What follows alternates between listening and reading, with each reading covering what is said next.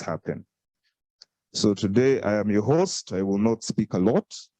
I am joined on the panel by Mr. Ojok Okello. Thank you for joining us. Ms. Lucy Mbawazi, who I believe will join us online. Ms. Twasima Patricia Bijirwa, who will also join us online. Mr. Emmanuel Langoya, and Christian Twahirwa, who is also a Yale Fellow for my class, for my year. So, to start us off, ladies and gentlemen, is Mr. Ojok Okello. Could you please give us just a few thoughts on what it takes to build resilient lives and emerging communities, bearing in mind the country that we are in, and also your previous background in building a successful community in Okere? Thank you very much. First of all, I would like to really applaud Kwame for the beautiful nuggets of wisdom. I think they were quite instructive in shaping our conversation this afternoon. For those who might not know, I'm a community organizer, founder and CEO of Okere City, which is a radical rural development plan to build the first sustainable city in a rural area in Africa, perhaps. Whilst this session specifically focuses on building competitive individuals, I would like to deviate a bit and reshape the conversation rather in light of my work as well to the idea of building cooperative and resilient communities rather than competitive and resilient individuals. And let me highlight why. Over the past decades, competition has demonstrated to us that it can indeed cause fundamental change, good fundamental change.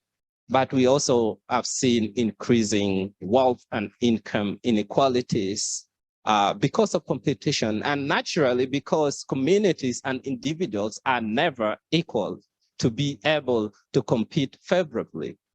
And that is particularly why I deviated from this notion of competition to be more interested and invested in the idea of cooperation and how then that is essential for building resilient communities.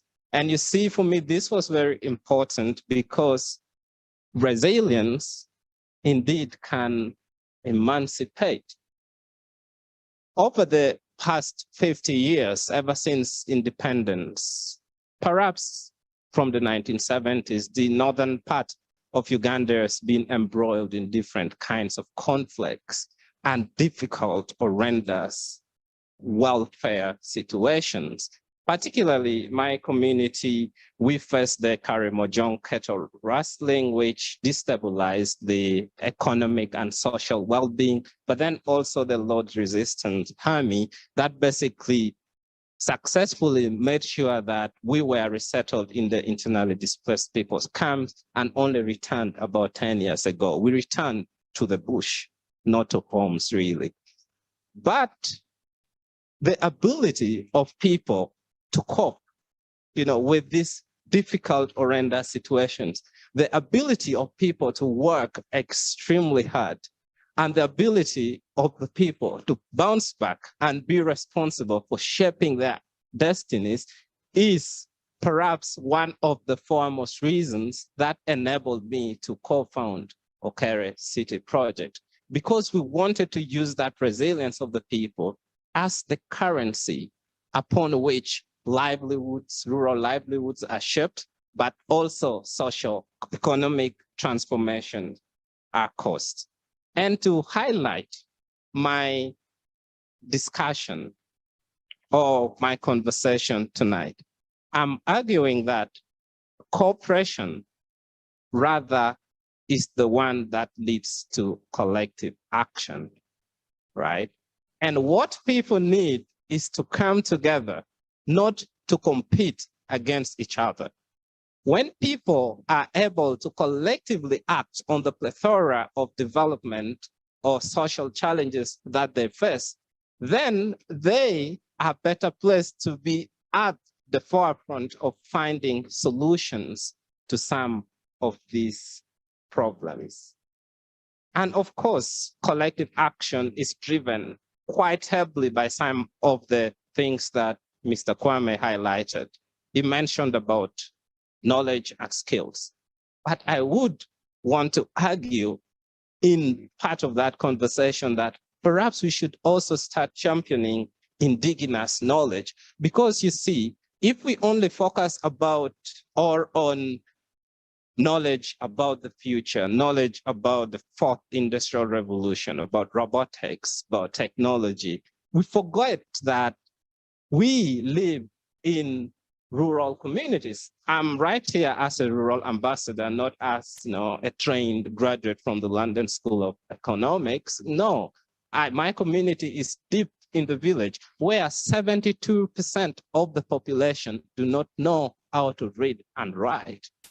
So it is important then that we try as much as possible to appreciate the lived realities and the local context within which these people live, in order to actually understand and make them know that certain skills, certain knowledge, and certain resources within these communities can be quite instrumental in building the resilient communities that we need. Thank you. Thank you very much, Ojok. Hand clap for him, please.